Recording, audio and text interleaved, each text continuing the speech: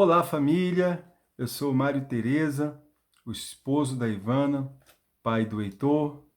Mais uma vez estamos aqui na nossa EBD, a Escola Bíblica Digital, para nos debruçarmos juntos, comungarmos juntos, compartilharmos juntos a palavra de Deus e entendermos aquilo que o Senhor tem para nós através desse vídeo, através dessa mídia, nessa oportunidade.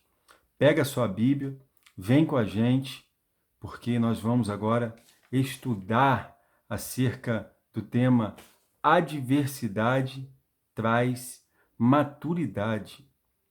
A revista, o material que rege a nossa escola bíblica, ele tem como tema, como temática nessa ocasião, o momento que a gente vive de adversidade, o momento que a gente vive de, podemos dizer assim, tribulação.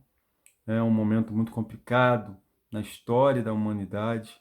Na semana passada, a irmã Rossana trouxe uma palavra abençoada para a gente. Ela fez uma introdução belíssima e trouxe uma palavra abençoadora para a gente, nos posicionando como igreja. A igreja não fecha, foi o tema que ela tratou na semana passada. E nessa oportunidade nós vamos falar que a adversidade pela qual a igreja está passando, ela nos faz crescer. Ela traz maturidade. Olha que interessante. Irmãos, vamos começar lendo a Bíblia no livro de 2 Coríntios, verso 4, de 16 a 18. 2 Coríntios, verso 4, 16 a 18. Diz assim: Por isso, não desfalecemos, mas ainda que o nosso homem exterior se esteja consumindo, o interior, contudo, se renova de dia em dia, porque a nossa leve e momentânea tribulação produz para nós cada vez mais abundantemente um eterno peso de glória, não atentando nós nas coisas que se veem, mas sim nas que se não veem, porque as que se veem são temporais, enquanto as que se não veem são eternas. Irmãos, o apóstolo Paulo vem trazendo, no momento de tribulação dele, uma palavra sobre tribulação. Um exemplo maior, talvez, que a gente possa ter para trazer hoje, seja o do próprio apóstolo Paulo, porque nós temos estudado sobre a vida dele aqui nessa EBD, e nesse momento de pandemia, em que a gente enfrenta essa tribulação terrível sobre toda a humanidade, nesse momento a gente lê que, por mais complicado que seja esse tempo, essa tribulação, segundo o apóstolo Paulo, é leve e momentânea, porque o apóstolo mira nas coisas que não se veem. Ele mira nas coisas que não se veem, irmãos. Muitas vezes a gente maximiza aquilo que se pode ver e a gente minimiza aquilo que é invisível, ou seja, aquilo que só se vê com os olhos da fé. Amigos, queridos irmãos, eu trabalho na área contábil. Então eu lido com empresas todo dia, o tempo todo. Grandes empresas, pequenas empresas, microempresas. E embora esse termo seja muito contábil, um termo técnico, eu posso dizer que eu tenho lidado com dois tipos de empresas, grandes e micro.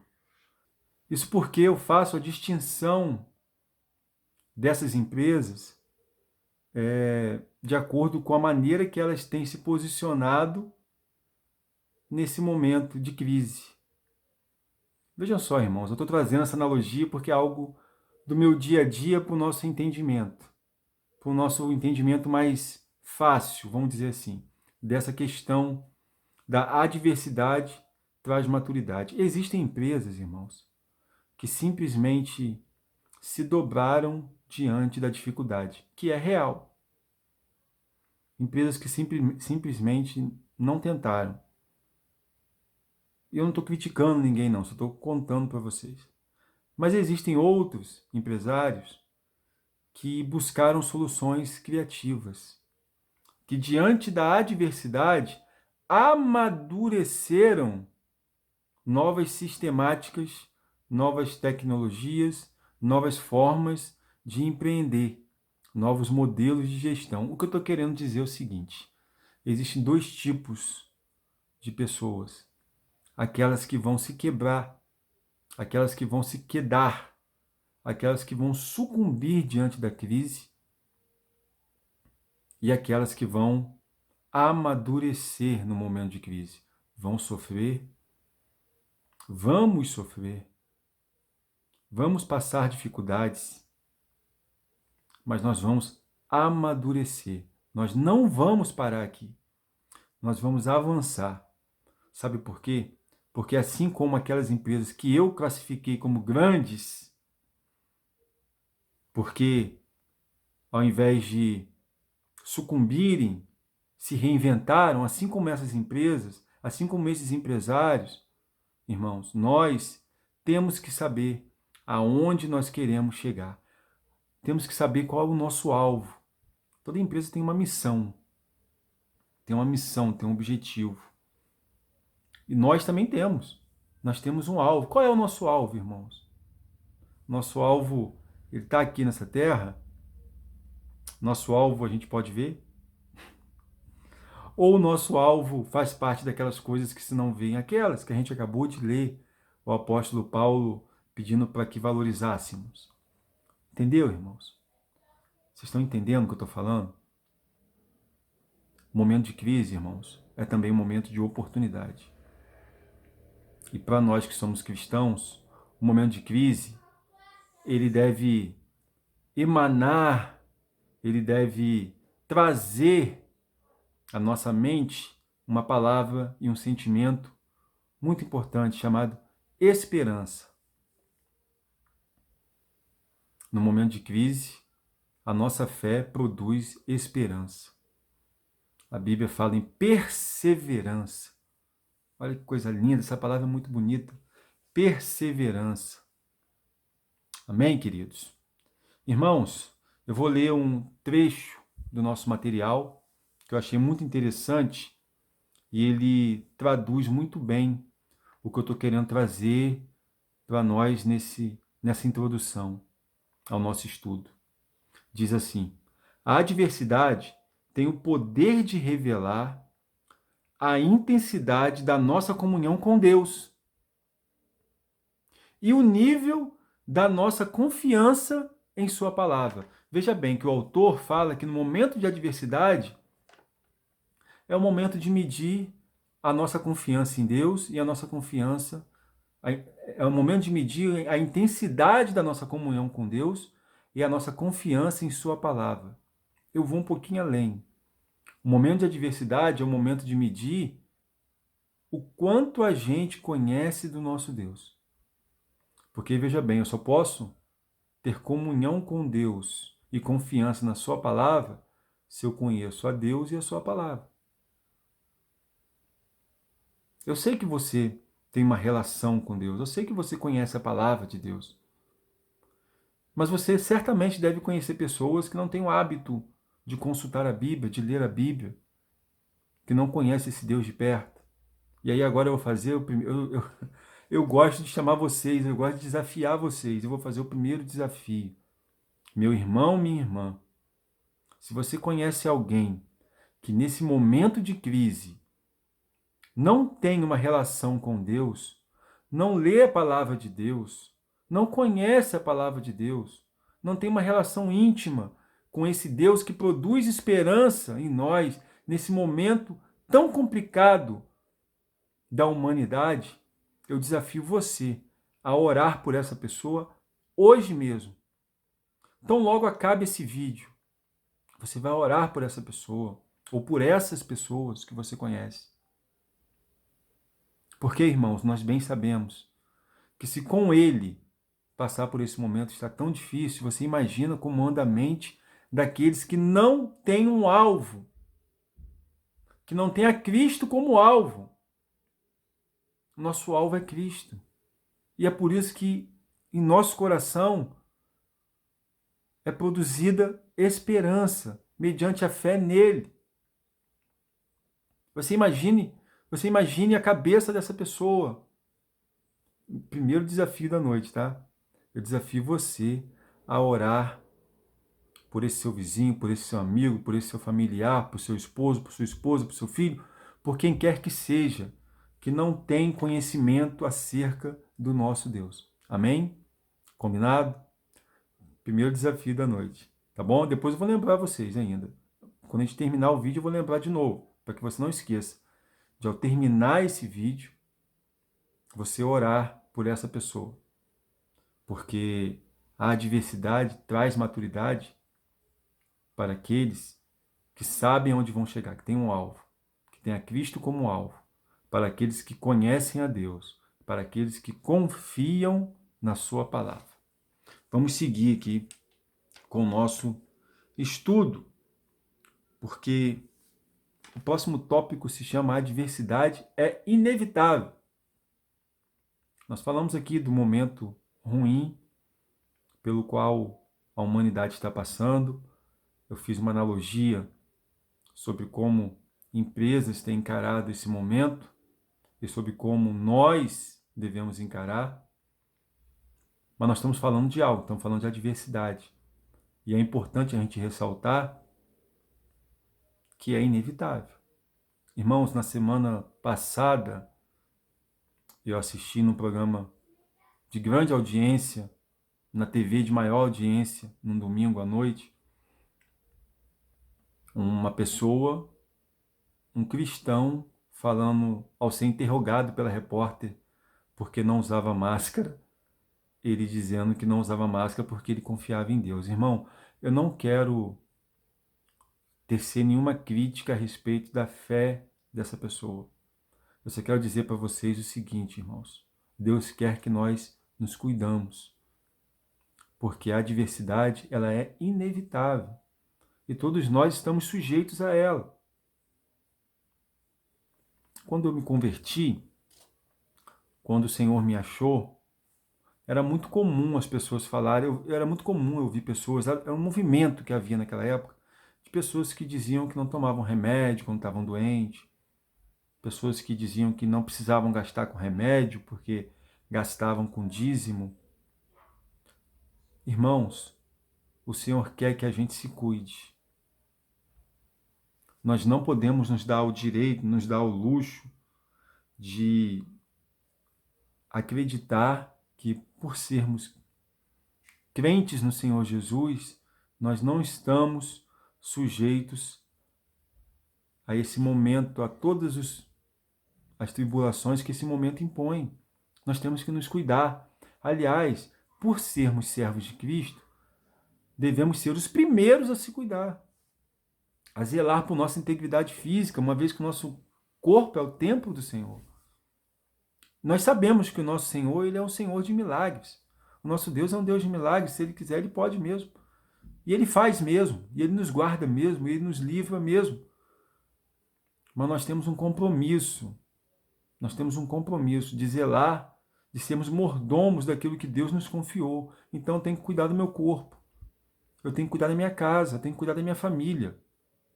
Eu não posso me debruçar sobre a ideia de que eu sou um Superman porque eu sou cristão. Muito pelo contrário. Meus irmãos, deixa eu falar uma coisa para vocês. Se existe uma instituição na história da humanidade para quem essa crise não é nenhuma novidade, essa instituição se chama igreja, irmãos. Amigos, a igreja sempre foi perseguida. A igreja, em toda a sua história, sempre passou por crises. A igreja nunca esteve isenta das crises, muito pelo contrário, ela sempre foi o alvo das crises. A igreja sempre foi perseguida, irmãos. Eu recomendo aos irmãos que pesquisem sobre a história da igreja. A igreja primitiva, Irmãos, quantos homens e mulheres padeceram por defender a palavra de Deus?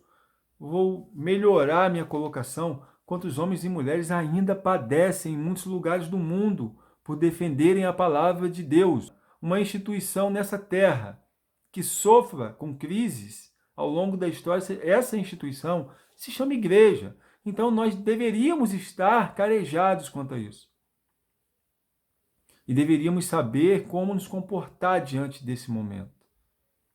Não é negando, não é sendo negacionista, mas sim conscientes de quem é nosso Deus, conscientes de quem nos guarda, conscientes de, em nome de quem estamos andando, avançar com todos os cuidados necessários, possíveis e imagináveis. Amém, queridos? A adversidade traz maturidade. Você quer um exemplo maior de pessoa que ultrapassou uma crise e era temente a Deus? Jó. A Bíblia está repleta desses exemplos, mas me veio agora Jó na cabeça.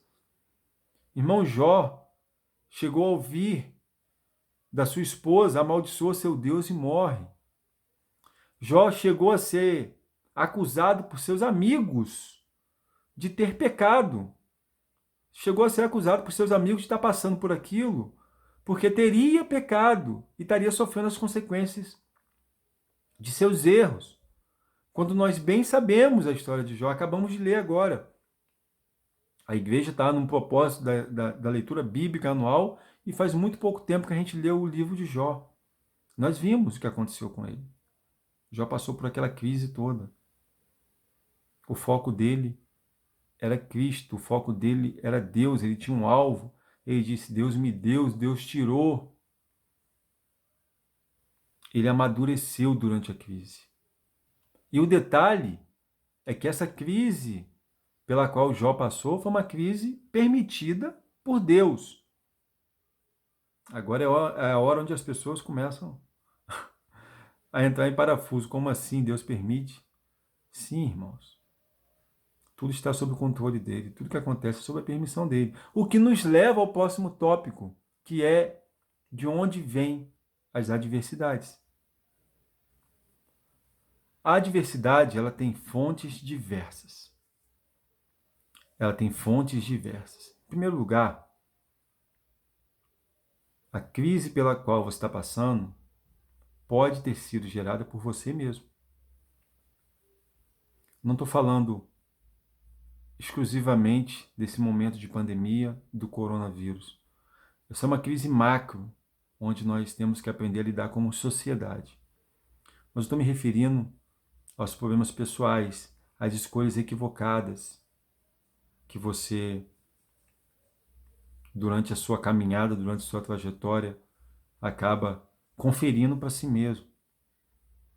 Então, muitas vezes, a crise pela qual você está passando foi gerada por você mesmo, pelas escolhas que você tomou equivocadas, pelas escolhas erradas que você tomou. Toda escolha errada traz uma consequência. E aí você depois tem que lidar com essa consequência. Então, em primeiro lugar, você pode ser a fonte dessa adversidade pela qual você está passando. Em segundo lugar, as pessoas à sua volta podem sim trazer para a sua vida um tempo difícil, um tempo de adversidade. Porque você acaba, por amor a alguém, por amor a essas pessoas, por fraternidade, por conviver com essas pessoas, acaba absorvendo algo que uma escolha errada dela criou. Assim como as suas escolhas erradas que a gente tratou no item 1 podem influenciar as pessoas que estão à sua volta. Então você não vive sozinho. Então as suas escolhas afetam as pessoas, as escolhas erradas das pessoas podem afetar a você. 3. Em terceiro lugar, Satanás. Nosso inimigo. Sim. Ele faz das suas. Veja bem, queridos, vamos pontuar algo aqui. É preciso ter equilíbrio para analisar a ação do inimigo em nossas vidas. Há aqueles que negam, há aqueles que reduzem, diminuem, ignoram o mundo espiritual. Estão errados. E há aqueles que superdimensionam a ação de Satanás. Amados, muitas vezes você põe a culpa no inimigo das nossas almas, ele é culpado mesmo, a gente sabe disso. Mas muitas vezes você faz escolhas erradas e sofre com as consequências das suas escolhas e culpa o inimigo, porque ele é sujo mesmo, então a gente já joga a culpa nele. Ele é perdedor mesmo, então a gente já joga a culpa nele. Mas muitas vezes você mesmo gera um problema para você, cara. Então há aqueles que relativizam, diminuem o mundo espiritual e há aqueles que supervalorizam, maximizam as coisas como que se as nossas ações não interferissem em nada. O nosso inimigo, ele apronta sim. Ele faz um estrago danado sim.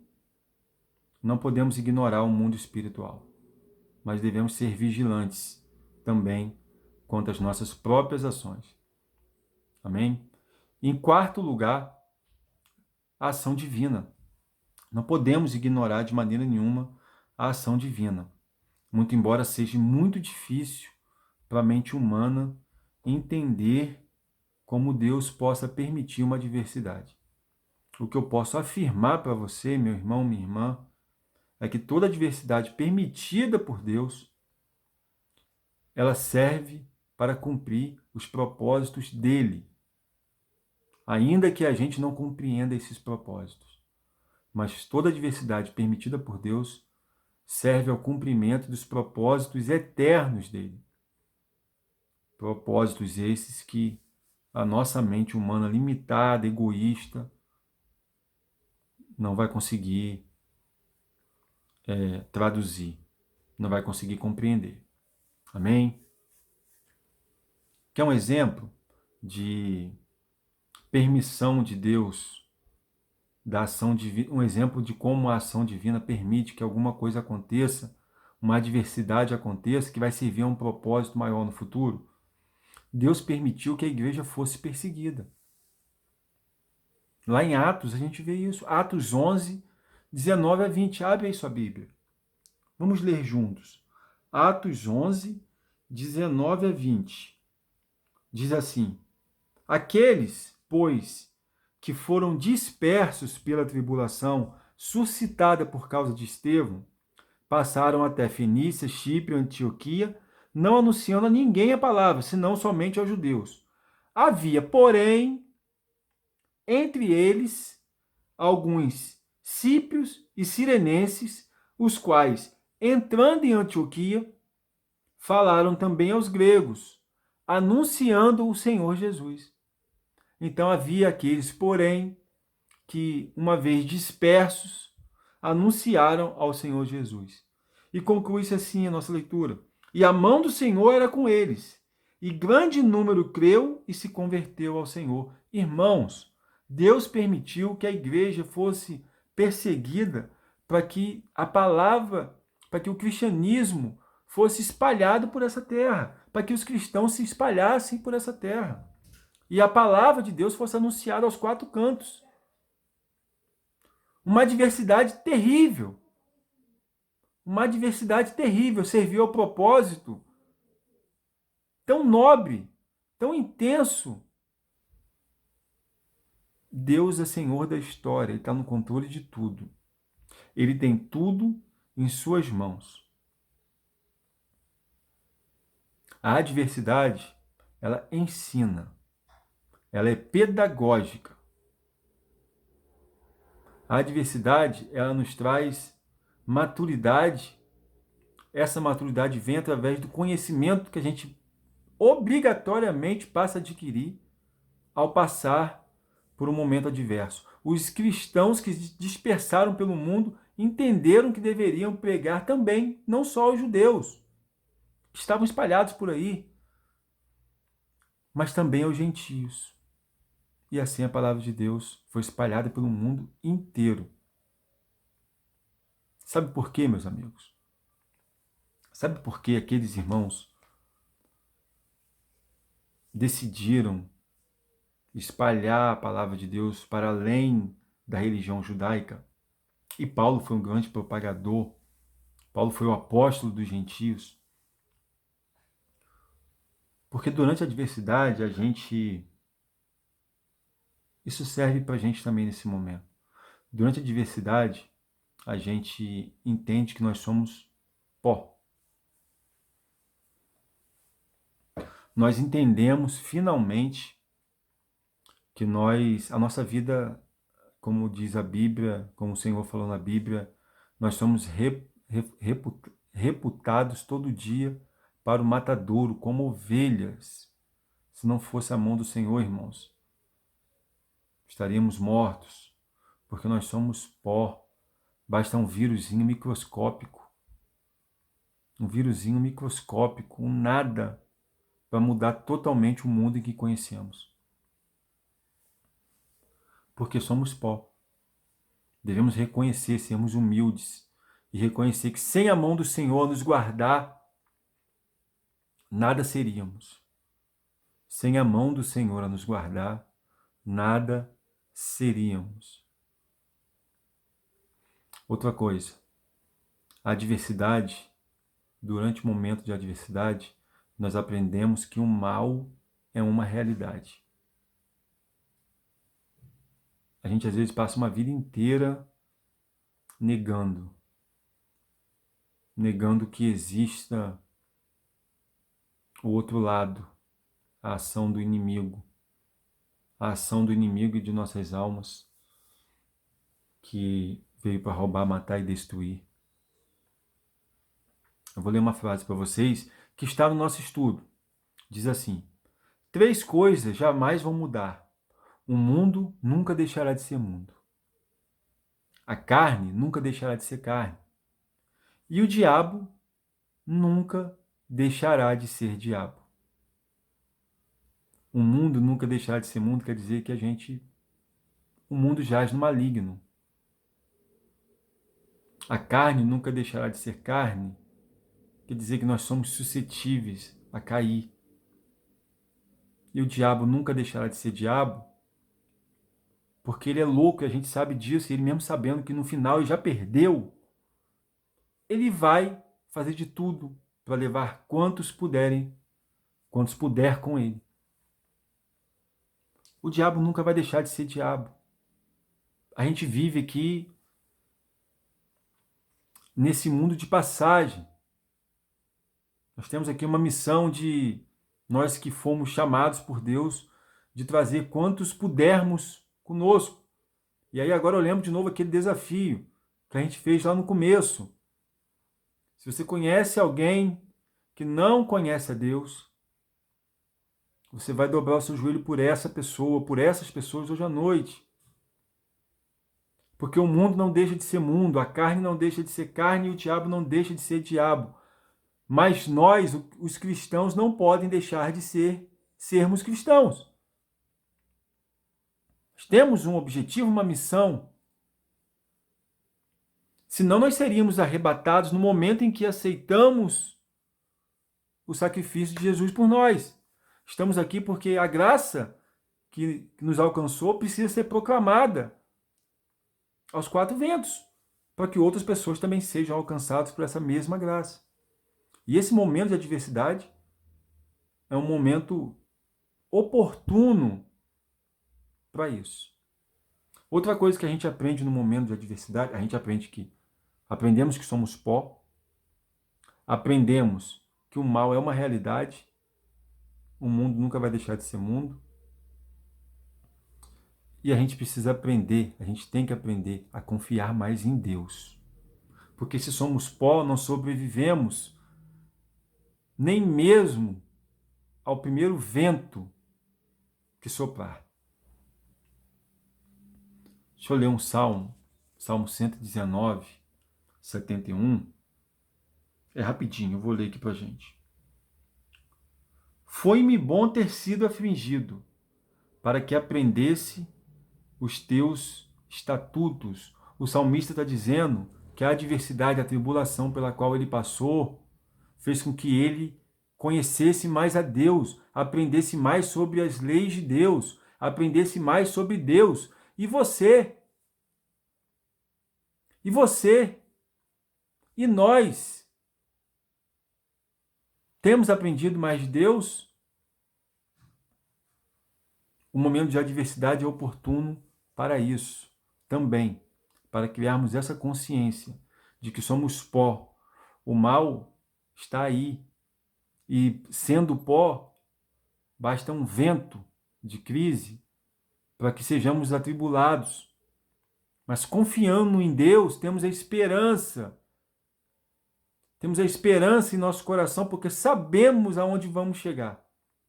Sabemos para que fomos chamados.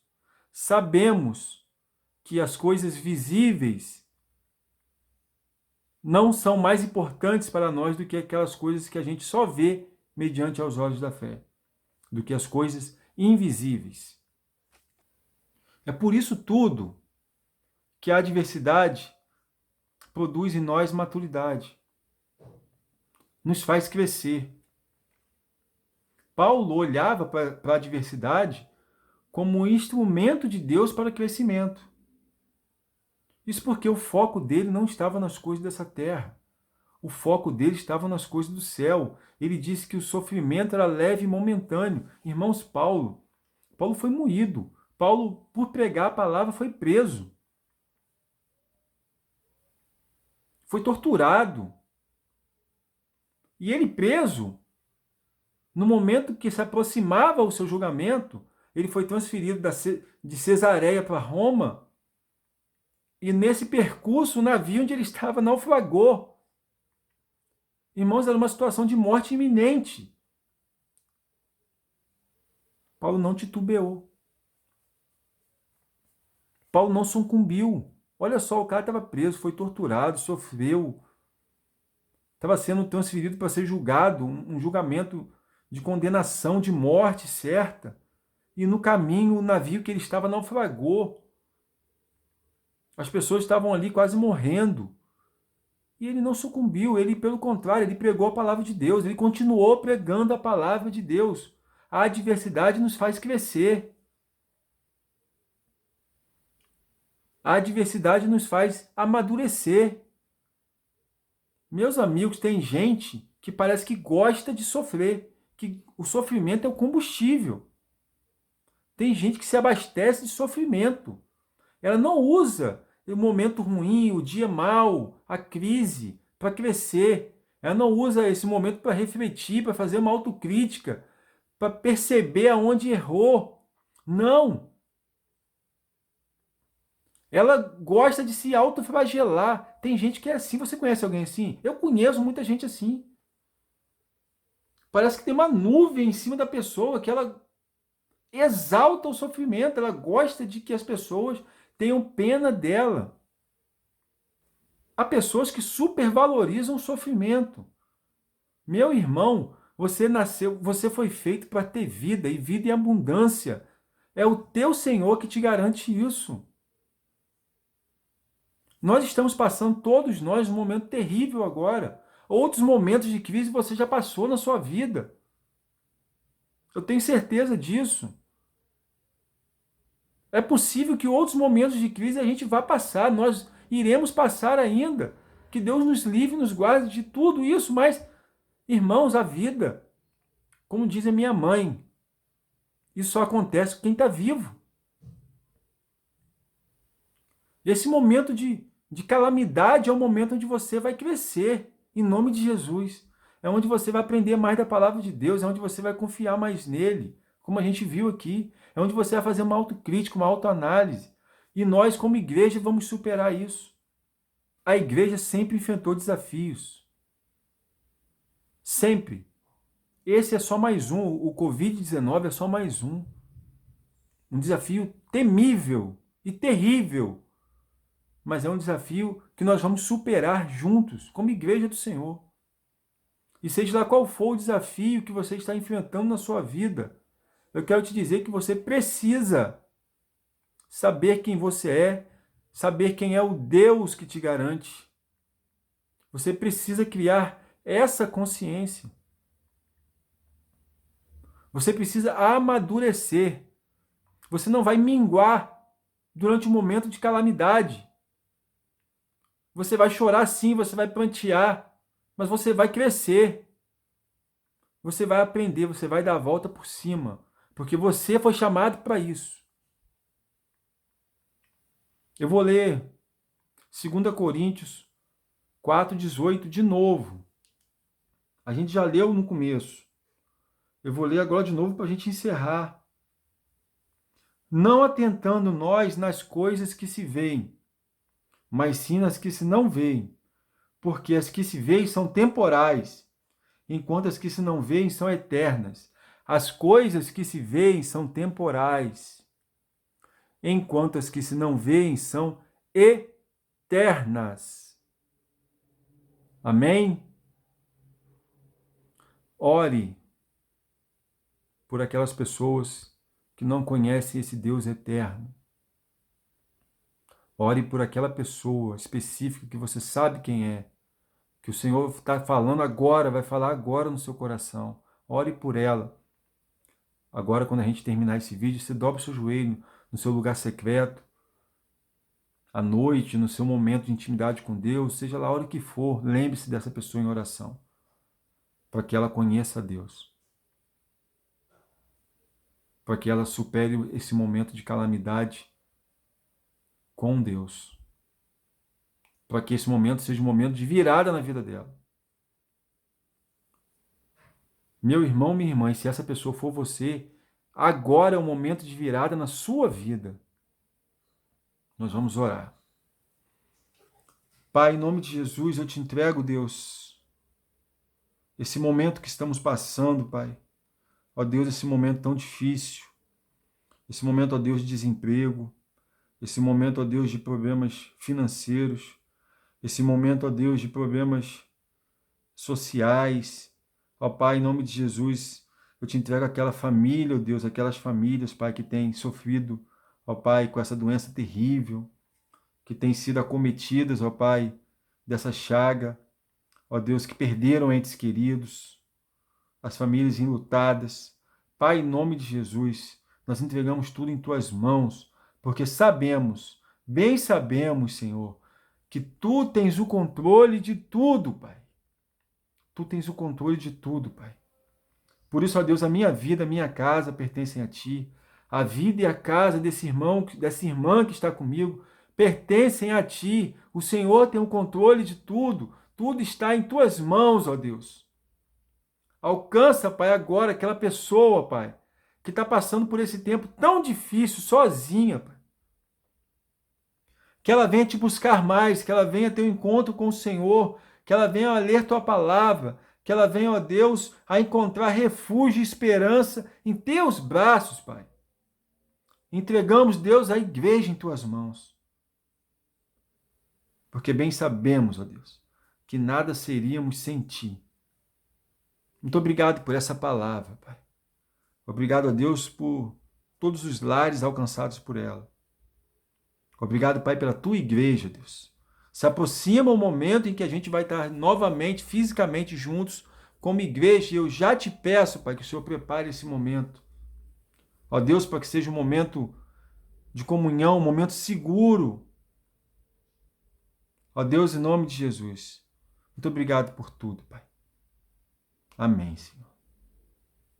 Amém, querido. Amém, querida. Que Deus abençoe a tua casa, que Deus abençoe o teu lar, te livre de todo o mal. Mas que quando, sobretudo, que quando chegar, se porventura chegar o dia mau, você saiba exatamente quem você é, quem é o seu Deus, e que você cresça nesse momento, para a honra e glória dele. Amém? Deus abençoe.